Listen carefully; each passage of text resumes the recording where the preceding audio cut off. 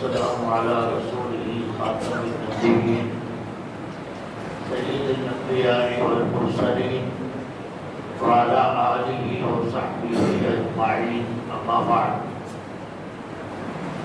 فأعوذ بالله من الشيطان الرجيم بسم الله الرحمن الرحيم يرفع الله الذين آمنوا منكم والذين أوتوا العلم درجات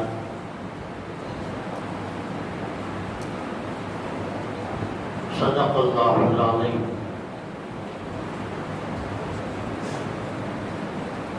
وقال النبي صلى الله عليه وسلم يحمل هذا العلم من كل خلف حموله ينفون عنه تعريف الغافلين وانتحال المبطلين. صدق الله وصدق رسول الله صلى الله عليه وسلم.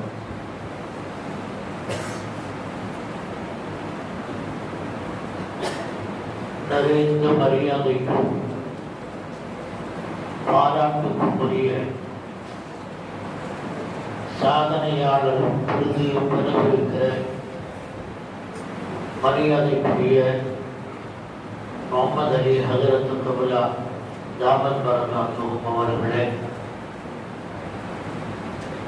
தலைமை ஏற்று மிக சிறப்பாக இந்த விழாவை நடத்தி கொண்டிருக்கிற அடுத்த சாதனையாளர் விருது பெறவிருக்கின்ற கண்ணியத்திற்குரிய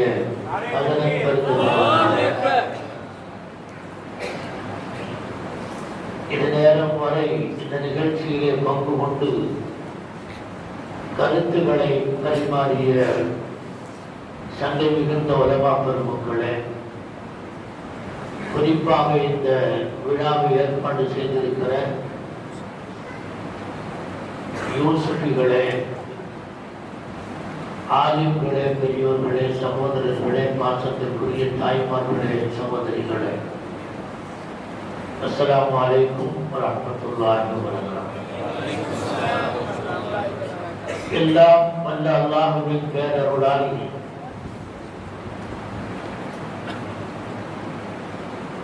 இந்த சாதனையாளர் விருது வழங்கும் விழா மிக சிறப்பாக நடைபெற்று விருது வழங்கப்படுவதற்கு முன்னால் சில வார்த்தைகள் பேச வேண்டும் என்று நான் பணிக்கப்பட்டிருக்கிறேன்.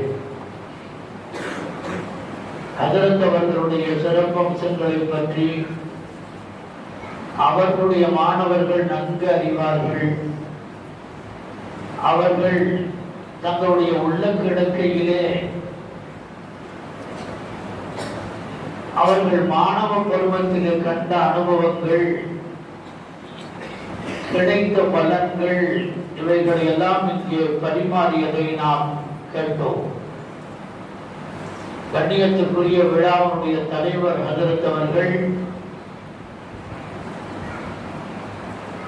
துஆவை வாங்கியதன் மூலமாக வாழ்க்கை தரத்தில் உயர்ந்தவர்கள் சிலரையும், பத்துவாவின் மூலமாக வாழ்க்கை தரத்தை இழந்த சிலரையும் நமக்கு அறிமுகப்படுத்தி ஒரு படிப்பனையை தந்தார்கள்.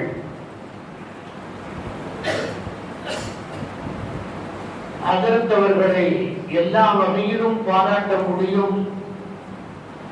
அவருடைய இபாதத்தை பற்றி பேசி பாராட்டுவதா, அவர்களுடைய சேவை மனப்பான்மையை குறித்து பேசி அவர்களை புகழ்வதா,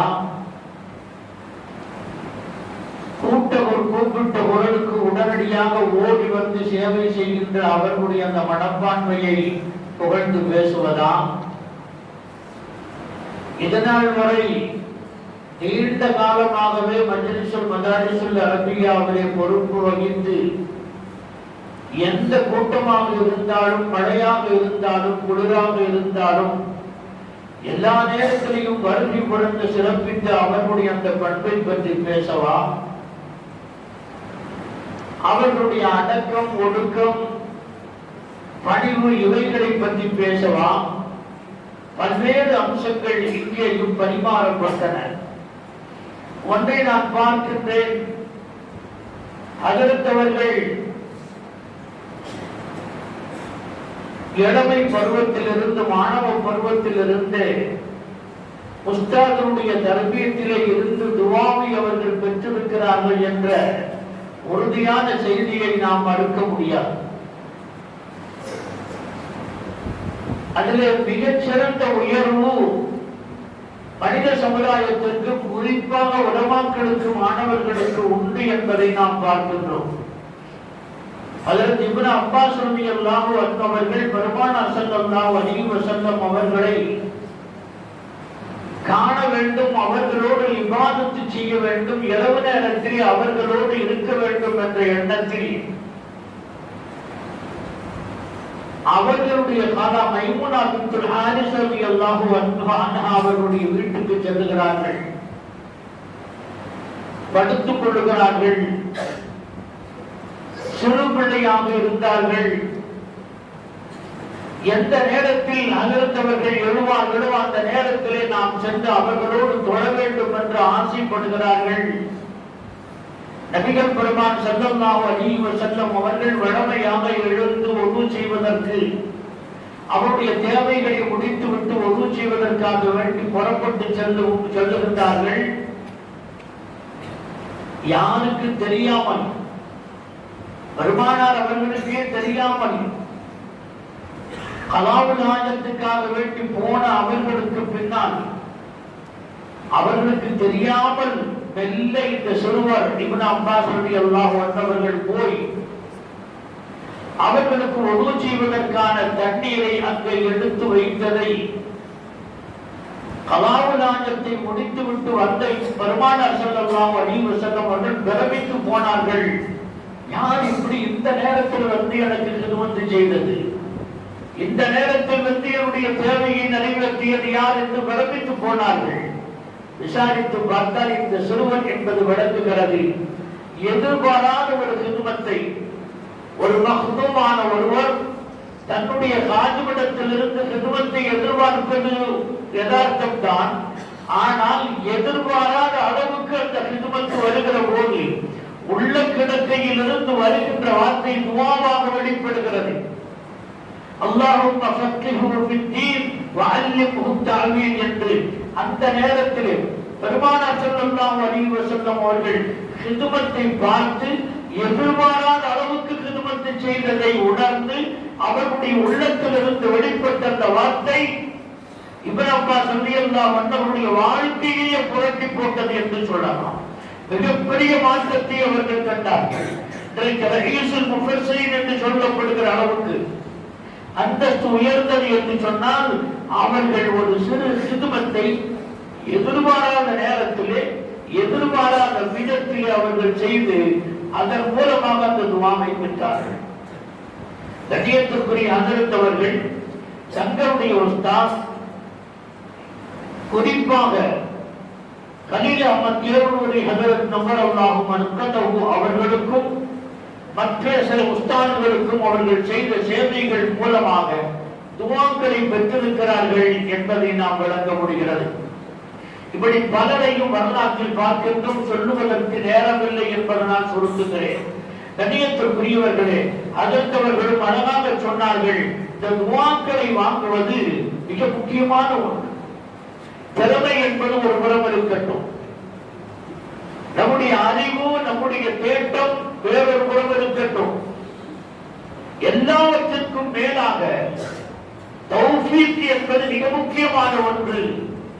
அல்லாஹ்விடத்திலே அவனுடைய நல்லடியார்கள் கையெழுத்து துஆ செய்கின்ற நேரத்தில் தங்குதடை இல்லாமல் அல்லாஹ் அதை ஏற்றுக்கொண்டு யாருக்காக துஆ செய்யப்படுகிறதோ அந்த துஆவை அல்லாஹ் உடனடியாக ஏற்றவுடைய வாழ்க்கையிலே ஒளியை ஏற்றுகிறான் என்பதை பலரை மூலமாக நாம் தெரிந்து கொள்ள முடிகிறது.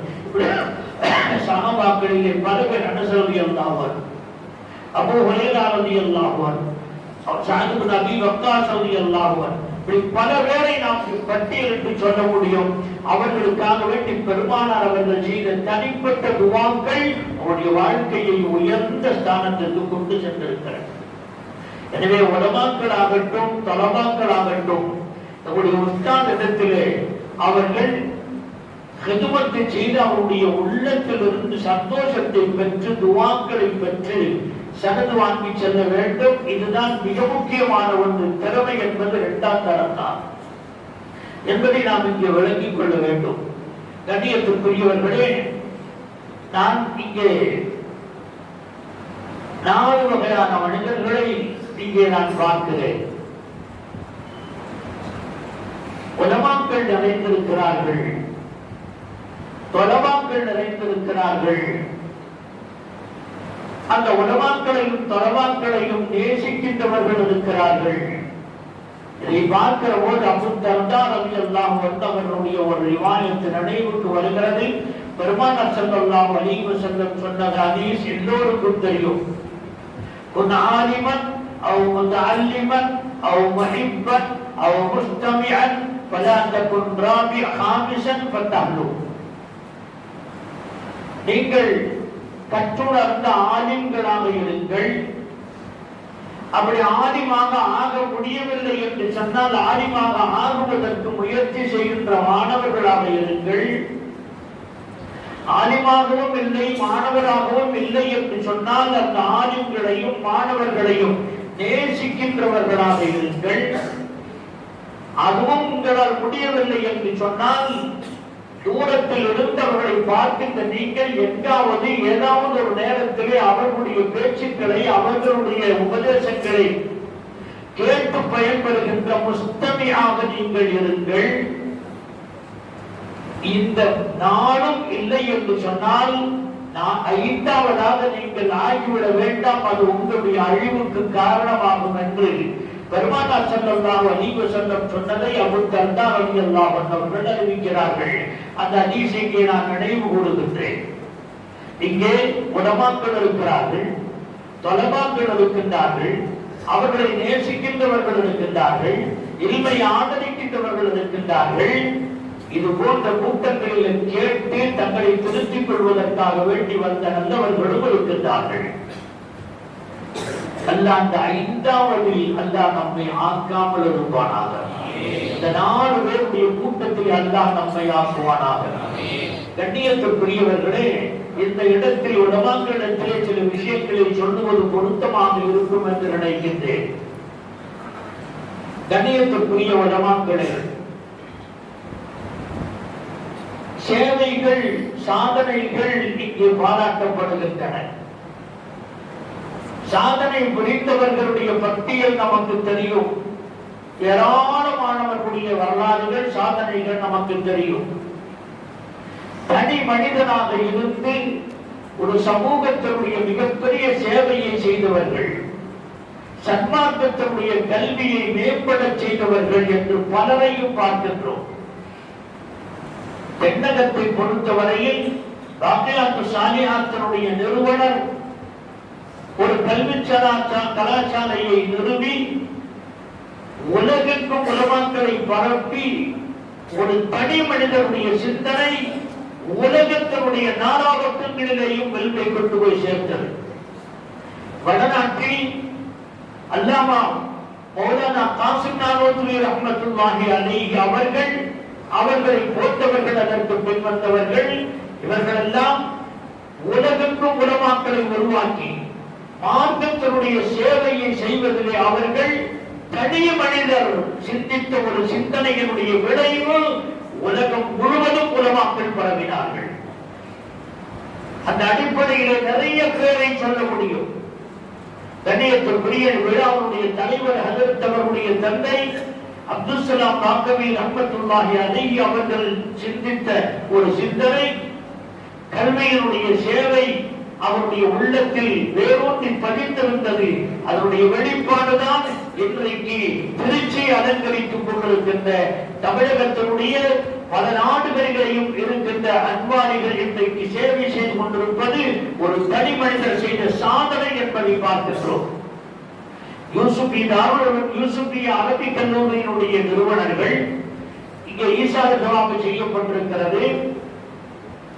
அந்த முன்னோர்கள் குறிப்பாக கலீல் அஹ்மத் தேரனூரி ஹஜ்ரத் நவ்வரல்லாஹு மர்கதஹு அவர்கள் இவர்கள் செய்த சாதனைகள் இன்றைக்கு யூசுஃபிகளாக பல இடங்களிலே சேவைகள் செய்து கொண்டிருக்கின்ற ஆலிம்களை உருவாக்கியது இந்த சிந்தனையினுடைய வெளிப்பாடு, இந்த சாதனையினுடைய வெளிப்பாடு. இப்படி சாதனை புரிந்தவர்கள் என்று பார்த்தால் தமிழகத்திலேயும் சரி, ஆந்திரா, கர்நாடகா, கேரளா மாநிலங்களிலேயும் சரி, அல்லாமா அபு சூத் ஹஜ்ரத் ரஹ்மத்துல்லாஹி அலைஹி, கர்நாடகம் முழுவதிலேயும் ரஷாதிகளை நிறைய பார்க்கலாம், தமிழகத்திலேயும் பார்க்கலாம். அன்னூருல் முஹம்மதி அரபிக் கல்லூரியை தோற்றுவித்த அப்துல் கரீம் ஹஜ்ரத் அவர்கள், மிஸ்பாஹுல் ஹுதா அரபிக் கல்லூரியை தோற்றுவித்த அப்துல் கரீம் பாக்கவி ஹஜ்ரத் ரஹ்மத்துல்லாஹி அலைஹி அவர்கள், இப்படி தனிமனிதர்களாக இருந்தவர்கள் ஒரு சாதனையை செய்தார்கள். அந்த சாதனையினுடைய வெளிப்பாடு இன்றைக்கு உலகத்தினுடைய நாலாபக்கங்களிலேயும் இழிவு பரவிக் கொண்டிருக்கிறது. பெருமானார் ஸல்லல்லாஹு அலைஹி வஸல்லம் அவர்கள் இந்த சேவையை செய்ய வேண்டும் என்பதற்காக வேண்டித்தான் நம்மிடத்தில் இதை விட்டு சென்றிருக்கிறார்கள்.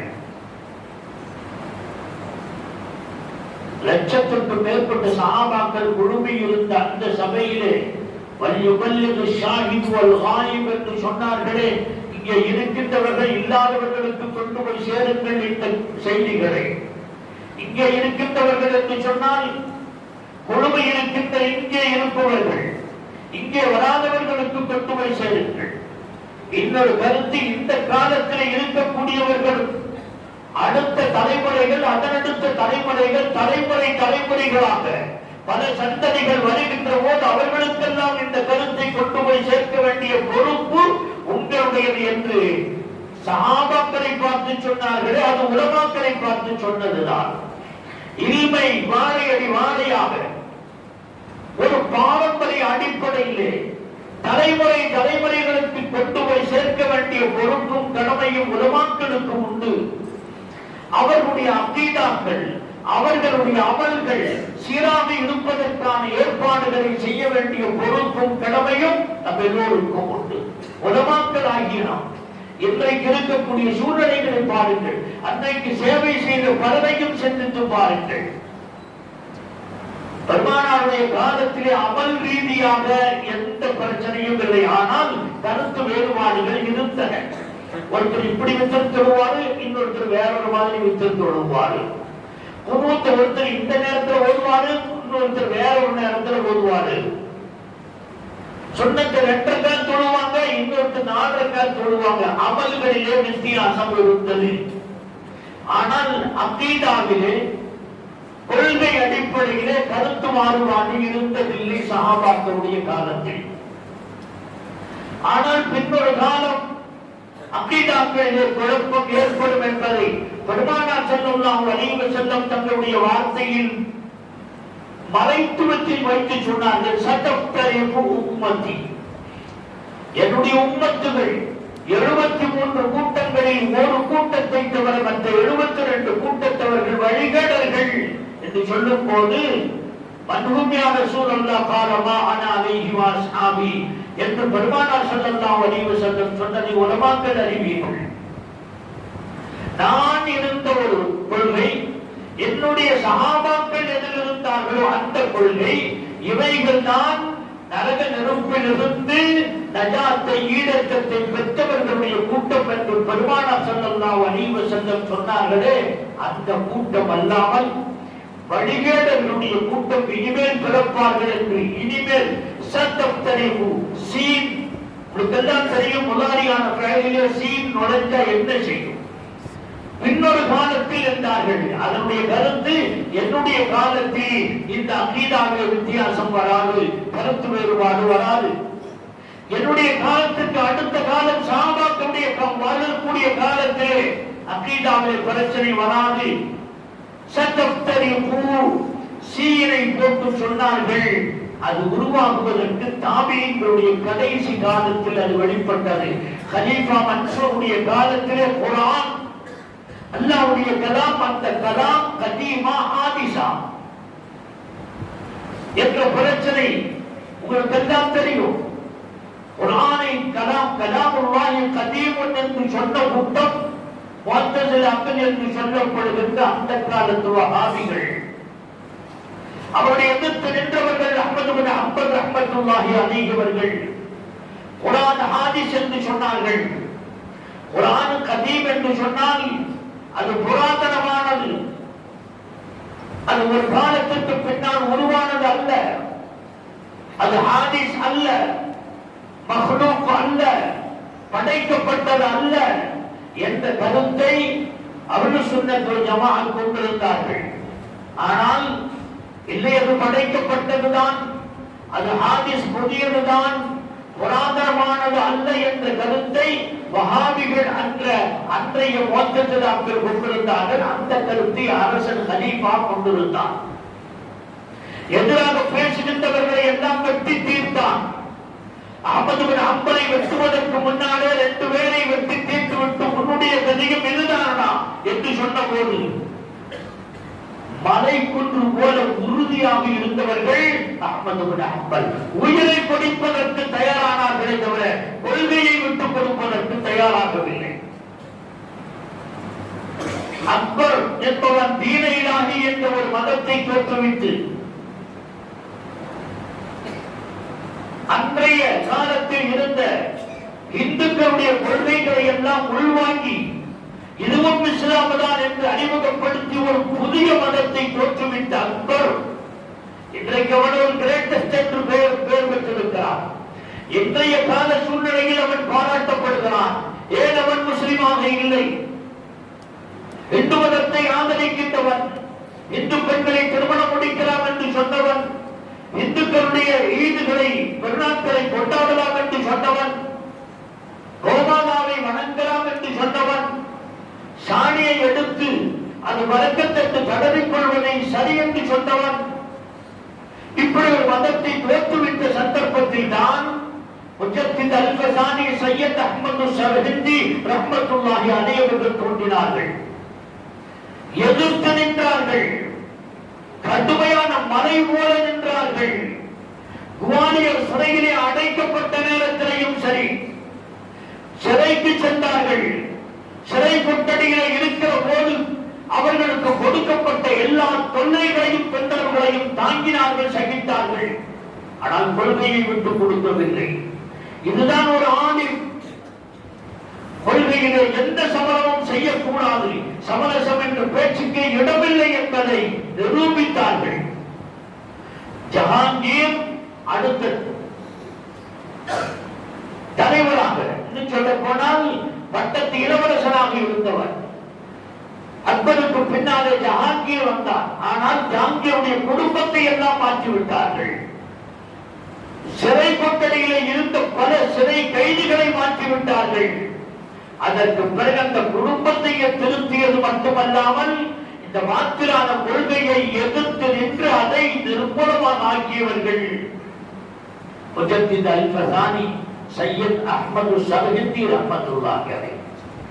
அபூ ஹனீஃபா ரஹ்மத்துல்லாஹி அலைஹி இடத்தில் கலீஃபா மன்சூர் செய்த கொடுமைகள், விஷத்தை கொடுத்து சாகடிப்பேன் என்று சொன்னவன், புகாரி ரஹ்மத்துல்லாஹி அலைஹி அவர்களை நாடு கடத்திய அப்பாசி கலீஃபா முஅத்தஸில் என்பவன், கலீஃபா மன்சூர், இன்னும் சொல்ல போனால் மஹ்மூன் கூட இந்த கொள்கையிலே இருந்திருக்கிறார். இப்படி அரசர் ஆட்சி செய்து கொண்டிருக்கின்றவர்கள் எல்லாம் மாற்றமான கொள்கையிலே இருந்த போது சுன்னத் வல் ஜமாஅத் என்றால் என்ன என்பதை அங்கே நிலைநாட்டி உறுதியாக நின்றவர்கள். அவர்கள் அகீதாவிலே சமரசம் செய்யவில்லை. நாட்டிலே ஷியாக்களுடைய கொடுமைகள், பாத்திலான கொள்கை, அசத்திய கொள்கைகளை எல்லாம் பரப்பிக் கொண்டிருந்த அந்த காலகட்டத்தில் தங்களுடைய கிதாபுகள் தஸ்னீஃப்களின் மூலமாக, வாங்கு நசீஹத்தின் மூலமாக, உபதேசங்களின் மூலமாக, தர்ஸின் மூலமாக, ஃபத்வாக்கள் மூலமாக, ஹதீஸ்களின் அடிப்படையிலே கருத்துக்களை விளம்பி தரக்கூடிய ஷான் வலியுல்லாஹ் தஹலவி ரஹ்மத்துல்லாஹி அலைஹி அவர்கள் அவரை எதிர்த்து நின்றார்கள். பல்வேறு கஷ்டங்களை சகித்தார்கள்.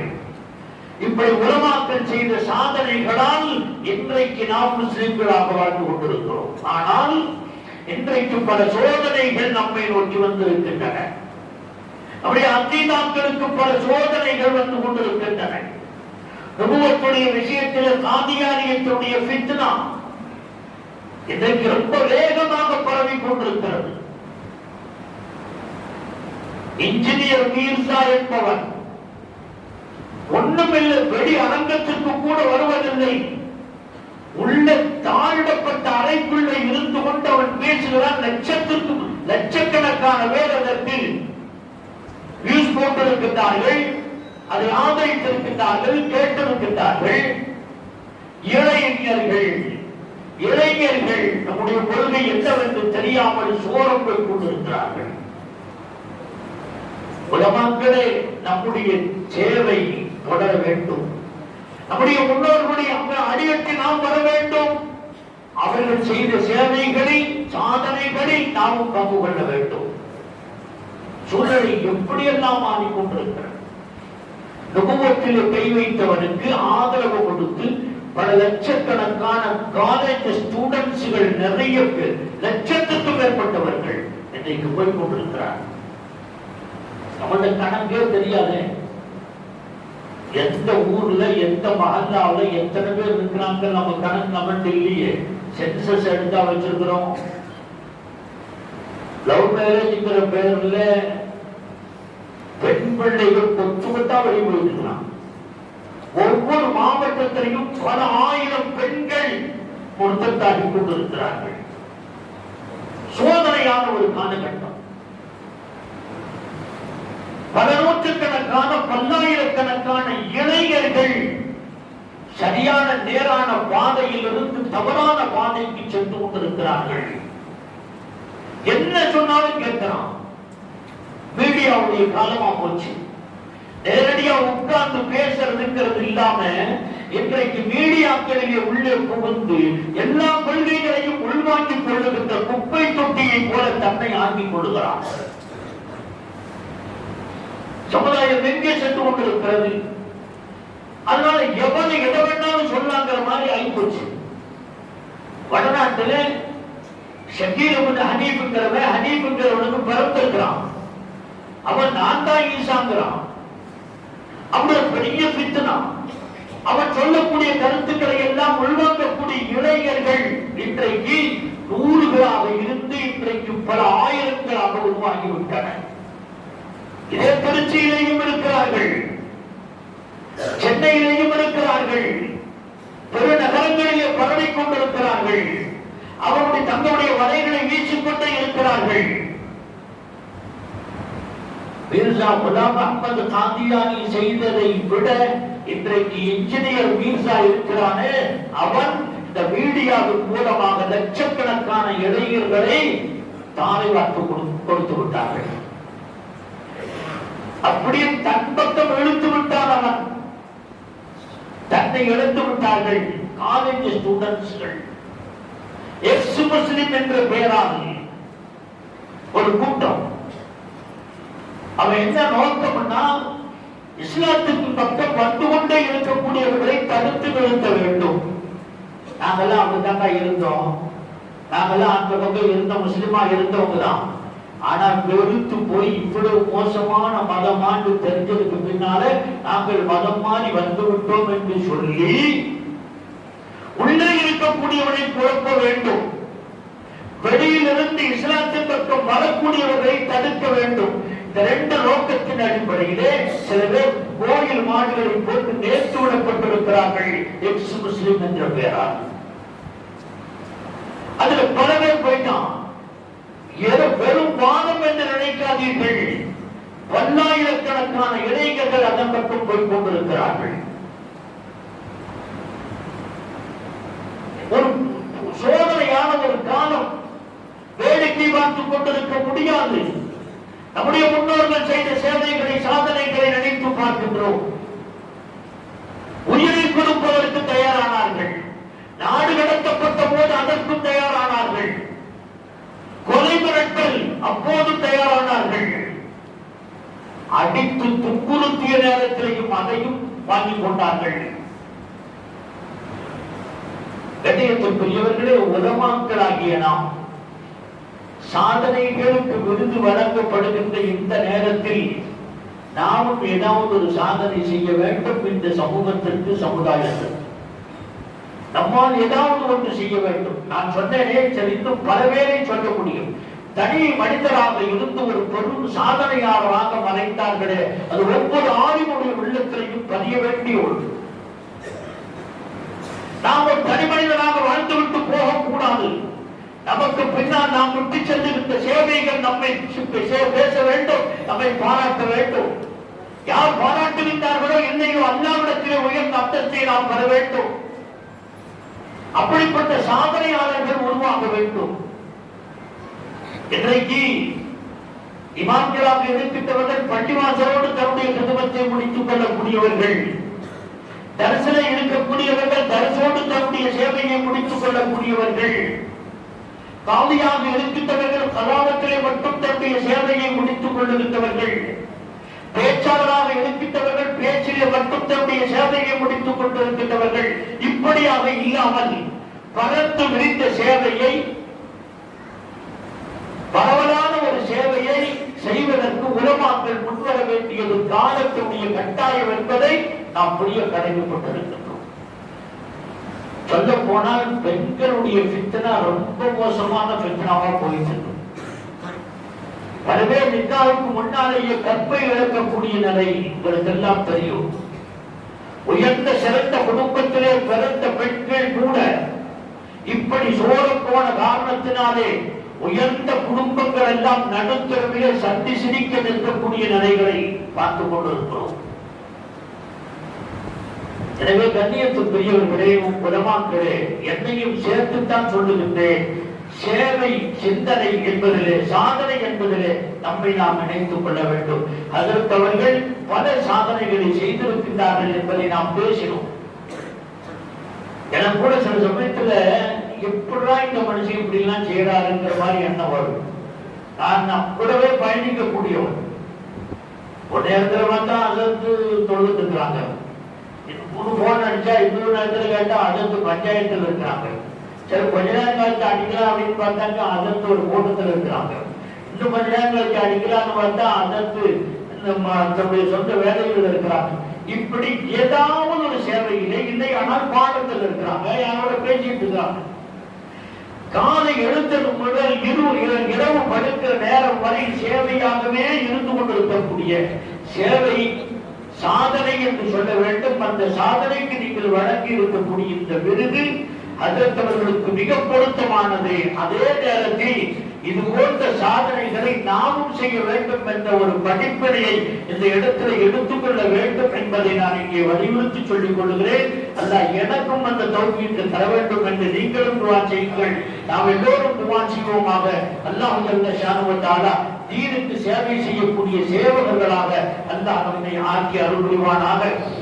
பெருமானார் ஸல்லல்லாஹு அலைஹி வஸல்லம் அவர்கள் விட்டுச் சென்ற தீனை உலகிற்கும் பரப்புவதற்கு அல்லாஹ் நல்ல தௌஃபீக்கை தந்தல் புரிவானாக என்று துஆ செய்து கொண்டு வாய்ப்புக்கு நன்றிகள் கூறி விடைபெறுகிறேன். வாஹிரு தஅவானா அனில் ஹம்துலில்லாஹி ரப்பில் ஆலமீன். அஸ்ஸலாமு அலைக்கும்.